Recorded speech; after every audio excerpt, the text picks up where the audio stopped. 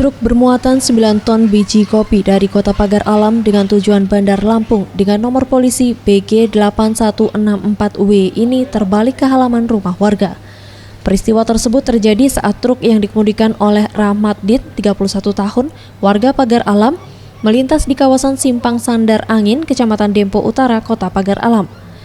Saat melintas di lokasi kejadian, sebuah truk yang berada di depan berhenti mendadak saat hendak mendahului dari kanan. Datang sepeda motor yang melaju kencang dari arah berlawanan.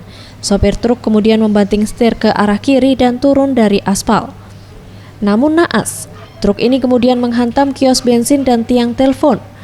Karena muatan truk sangat berat, truk kemudian hilang kendali dan terbalik di sisi kiri jalan di halaman rumah warga. Menurut keterangan sopir truk, Rahmat Din, truk yang ia kemudikan mencoba menyalip kendaraan di depannya. Namun ia tidak menyangka jika truk tersebut berhenti mendadak. Ia pun kehilangan kendali dan terbalik di sisi jalan hingga ke halaman rumah warga. Nah, pas sebelum kejadian tadi, gimana ceritanya? Sebelum kejadian tadi gimana kronologisnya? Ceritanya. Ada mobil berhenti di depan tadi.